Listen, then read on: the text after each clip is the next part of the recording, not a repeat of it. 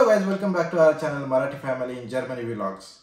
तर आजचा ब्लॉग मी वेळाने सुरू करत आहे। आज मला एक वाईट बातमी भेटली आणि त्यामुळे माझा मूड काही तेवढा नव्हता आणि म्हणून मला ब्लॉग बनवावा वाटला नाही। पण नंतर असं वाटलं की ही जी वाईट बातमी आहे तुमच्यासोबत पण शेअर करायला पाहिजे आणि ही बातमी जास्त करून जे भारतीय जर्मनीमध्ये राहतात त्यांच्यासाठी खूप इम्पॉर्टंट आहे। तर आजचा ब्लॉग शेवटपर्यंत पहा, तुमच्यासाठी फार इम्पॉर्टंट आहे। जी भारतीय लोक किरायेदार म्हणून इथे राहतात त्यांच्यासाठी फार इम्पॉर्टंट आहे आणि जास्तीत जास्त लोकांसोबत शेअर करा। पण त्याआधी तुम्ही पाहिलंच असेल मी चिकन बाहेर काढलेलं आहे। तर आजचं जेवण म्हणजे वरण भात आणि तंदूर बनवणार आहे मी। तर तंदूर आधी बनवूया। तंदूरची रेसिपी म्हणजे खूप काही अवघड नाही, ती लवकरात लवकर बनून जाईल। फटाफट काहीतरी मसाले, दही मसाले वगैरे सगळं काही टाकून त्याला ओव्हनमध्ये ठेवाल आणि मग ते होत राहील आणि त्यामध्ये मी तुम्हाला ती वाईट बातमी सांगेल। Stay tune.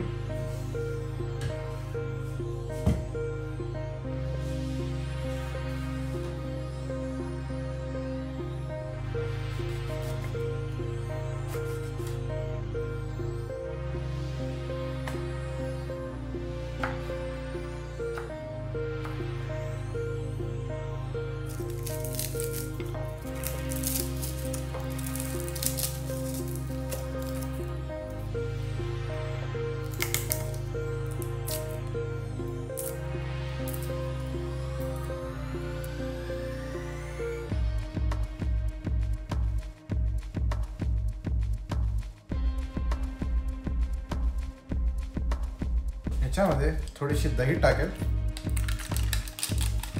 चिकन ऑलरेडी धुवून ठेवलेलं आहे। त्यानंतर हे अद्रक लसूणची पेस्ट, थोडीशी हळद, थोडीशी मिर्च आणि थोडासा पुदिना मी बाहेरून आणतो। हा थोडासा पुदिना घेतलाय, त्याला थोडासा असं कसुरी मेथी आहे, वाळलेलीच आहे, असं केलं तरी चालेल। पुदिना असं टाकून द्यायचं, एवढं बस। त्याला मस्त मॅरिनेट करायचं। थोडंसं तेल पण आवश्यक आहे।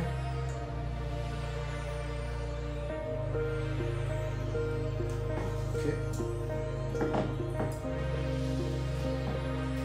तर अशा प्रकारे मस्त याला मसाला लावून याला मॅरिनेट केलेला आहे।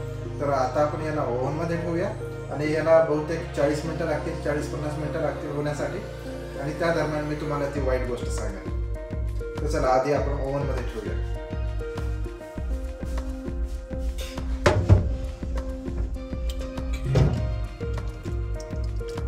इथे आपण मस्त आपलं चिकन ठेवूया।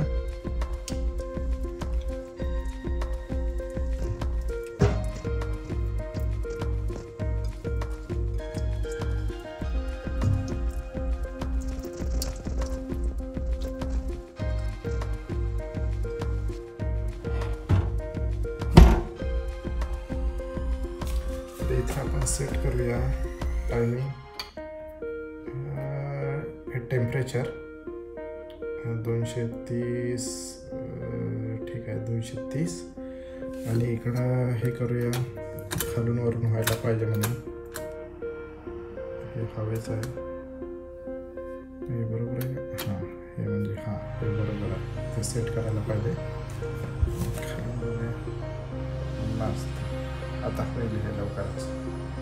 A few moments later.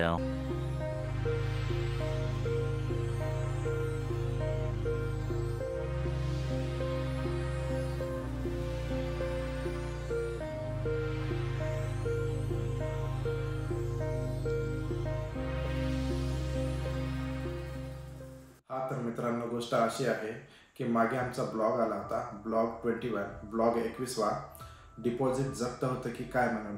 तर त्यावेळेस असं होतं की आम्ही किरायेदार म्हणून फ्लॅटमध्ये राहत होतो आणि फ्लॅट सोडून नंतर आम्ही इकडं आलो। पण आमची जी ओनर होती त्यांनी आमचं डिपॉझिट काही दिलंच नव्हतं। तर 1 महिना होऊन गेला आणि डिपॉझिटसाठी आम्ही त्यांना सतत फोन करत होतो, पण ते काही रिप्लाय करत नव्हते। त्यानंतर इथे किरायेदारांसाठी एक युनियन आहे आणि त्या युनियनचा मी मेंबर आहे। तर ही सगळी घटना मी त्यांना सांगितली त्यावेळेस ओनरला डिपॉझिट दिला होता आणि आम्ही तो फ्लॅट आता सोडला आहे. तरी पण आम्हाला डिपॉझिट काही भेटलं नाही म्हणून. तर त्यांनी आम्हाला सांगितलं की त्याच्यासाठी तुम्हाला 3 महिने वाट पाहावं लागेल. तर नियम असा आहे की फ्लॅट सोडल्यानंतर 3 महिन्याच्या कालावधीत ओनरला तुमचं डिपॉझिट वापस द्यावं लागतं. तर मी वाट पाहत होतो, 3 महिने व्हायचे. मग 3 महिने उलटून गेले आणि मी त्यांना पुन्हा कॉन्टॅक्ट केला, युनियनला पुन्हा कॉन्टॅक्ट केला. त्यांना सांगितलं की 3 महिने होऊन गेले, अजून माझं डिपॉझिट काय मला भेटलं नाही म्हणून. तर त्यांनी माझ्या ओनरला नोटीस पाठवली की आमचं डिपॉझिट परत करा म्हणून. त्याच्यानंतर मी व्हॅकेशनसाठी भारतात निघून गेलो. तर मी भारतात असताना मला युनियनकडून मेल आला की ओनरचं उत्तर आलं म्हणून. तर तो ईमेल मी पाहिला आणि बघितलं त्याच्यामध्ये. तर त्याच्यामध्ये असं बऱ्याचशा गोष्टी अशा लिहिलेल्या होत्या की मी हे नुकसान केलेलं आहे, मी कलर दिला नाही, मी पुन्हा फ्लोअर खराब केला, काहीतरी डॅमेज केला, कुठेतरी भिंतीवर रेषा ओढल्या आणि बऱ्याचशा छोट्या छोट्या गोष्टी त्याच्यामध्ये लिहिलेल्या होत्या. आणि त्याच्यामध्ये 900 युरो माझ्याकडेच देणं आहे म्हणून. पण तरी त्याच्यात असं लिहिलं होतं की तुम्हाला 900 युरो द्यायची गरज नाही, पण तुम्ही हे एवढं नुकसान केलं आणि त्याच्या रिपेअरिंगसाठी एवढा खर्च आलेला आहे आणि त्यामुळे तुम्हाला तुमचं डिपॉझिट मिळणार नाही म्हणून. आणि त्याच्यामध्ये मी ज्या गोष्टी केल्या नव्हत्या त्या पण गोष्टी लिहिलेल्या होत्या. त्यांनी मला सांगितलं की लवकरात लवकर अपॉइंटमेंट घ्या आणि एक मीटिंग अरेंज करा आणि त्याच्यामध्ये आपण बोलूया याच्यावर. तर मग मी त्यांना युनियनला रिप्लाय केला की मी आता सध्याला भारतात आहे, मी तिकडून आल्यानंतर आपण लवकरात लवकर आपण एक मीटिंग बसवू. त्यानंतर मी इकडे जर्मनीत आल्यानंतर मी त्यांच्यासोबत मीटिंग केली. मीटिंगमध्ये त्यांनी विचारलं की पहिला प्रश्न आहे की तुम्ही वोनूंग युबरगाब केलं का. वोनूंग युबरगाब हा जर्मन शब्द आहे. याचा अर्थ असा होता की फ्लॅट सोडताना शेवटच्या दिवशी ओनर तुमच्याकडे येईल आणि तुम्ही दोघे मिळून फ्लॅटची पाहणी कराल आणि कुठं डॅमेज आहे, कुठं म्हणजे काय नुकसान आहे वगैरे पाहाल आणि त्याप्रमाणे मग तुम्हाला ते म्हणजे एकदम ट्रान्सपरंट ते त्यांनी सांगतील की इथं नुकसान झालं, तिथं नुकसान झालं, त्यामुळे तुमचे पैसे कटतील वगैरे वगैरे असं. पण माझ्या वेळेस तसं वोनूंग युबरगाब वगैरे असं काही झालंच नव्हतं. माझ्या शेवटच्या दिवशी मी त्यांना सांगितलं की मी आज संध्याकाळी सोडून जाणार आहे आणि ही चाबीचं काय करू. तर त्यांनी सांगितलं की ठीक आहे, तुम्ही जाताना ती चाबी पोस्ट बॉक्समध्ये ठेवून जा. बस तेवढंच झालं.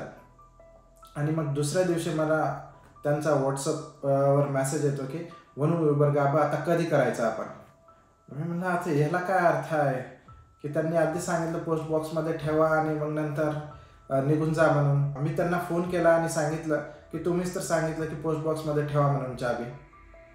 आणि बस एवढी गोष्ट झाली. त्यांनी ठीक आहे म्हणले आणि तिथंच विषय संपला होता. त्या ओनरने युनियनला मेल पण केलेला होता आणि त्यामध्ये फोटोज पाठवले होते की इथं डॅमेज झालं, हे डॅमेज झालं, भिंतीला कलर दिला नाही, फ्लोअर डॅमेज झाला. आमचा फ्लोअर कार्पेटचा होता आणि त्यामुळं त्यांनी ते कार्पेट उचलून बघितलं खाली की काही खराब झालं का म्हणून. मग त्यांनी ते तर मला तर काही माहिती नव्हतं की खाली खराब झालं का नाही. त्यांनी सांगितलं की इथंही खराब झालेलं आहे, पुन्हा खिडकीवर काहीतरी स्क्रॅच आलेला आहे, भिंतीवर रेषा ओढलेल्या होत्या आणि गॅसच्या खाली पण काहीतरी जळालेलं आहे. म्हणजे बऱ्याचशा गोष्टी आणि त्या गोष्टी मला माहीत पण नाहीत की झाल्या होत्या का नाही. त्या गोष्टी मला बिलकुल माहीत नव्हत्या आणि त्या गोष्टी त्यांनी मला तेव्हाच सांगल्या असत्या तर मग ते मला क्लिअर तरी झालं असतं की हो की माझ्याकडून काही नुकसान झालं म्हणून. या सगळ्या नुकसानामुळं माझं डिपॉझिट जप्त झालेलं आहे. नंतर मला त्या युनियनने असं सांगितलं की नंतर कधी जर तुम्ही किरायदार म्हणून राहत असाल तर पहिल्या दिवशी तुम्ही फ्लॅटमधील सर्व रूमचे फोटोज काढा, कुठे डॅमेज झालं असेल तर ते नोटीस करून ठेवा आणि त्यानंतर जेव्हा तुम्हाला तो फ्लॅट सोडायचा असेल त्यावेळेस पण सोडताना पण सगळ्या रूम्सच्या तुम्ही फोटोज घ्या. कुठे डॅमेज झाला असेल तर त्याचाही फोटो घ्या. म्हणजे तुमच्याकडे एक प्रूफ असेल. ज्यावेळेस ओनर पैसे देणार नाही त्यावेळेस त्यांच्या विरुद्ध तुम्ही कोर्टमध्ये केस करू शकता आणि हे प्रूफ दाखवू शकता. मी कशाच्या फोटोज घेतल्या नव्हत्या, माझ्याकडे काही प्रूफ पण नव्हतं. मी काय म्हणून आर्ग्यू करू त्यांच्याकडे. तर त्यांनी मला तेच सांगितलं की आत्ताचं डिपॉझिट जप्त झालं तर त्यांना जाऊ द्या, कारण आपल्याकडं काही प्रूफ नाही काही सांगण्यासाठी आणि त्यामुळे आपली बाजू कमजोर आहे. जर आपल्याकडे काही प्रूफ असलं असतं तर आपण लढलो असतो. तर मला हेच तुम्हाला सांगायचं होतं की ज्यावेळेस किंवा तुम्ही आत्तासुद्धा जर असाल तर तिथल्या फोटोज वगैरे सगळे काही घ्या आणि ज्यावेळेस तुम्ही सोडसाल त्यावेळेस तुमच्याकडे एक प्रूफ असेल. आणि त्यामुळे माझं आत्ताच सांगणं आहे की प्लीज तुम्ही खबरदारी घ्या आणि सतर्क राहा. तुम्हाला माझा आजचा ब्लॉग आवडला असेल तर नक्की लाईक शेअर सबस्क्राईब करायला विसरू नका. आणि हा व्हिडिओ जर्मनीतील भारतीयांसाठी इम्पॉर्टंट आहे तर त्यांना जास्तीत जास्त शेअर करा. पुन्हा भेटूया लवकरच पुढच्या ब्लॉगमध्ये. तोपर्यंत बाय बाय.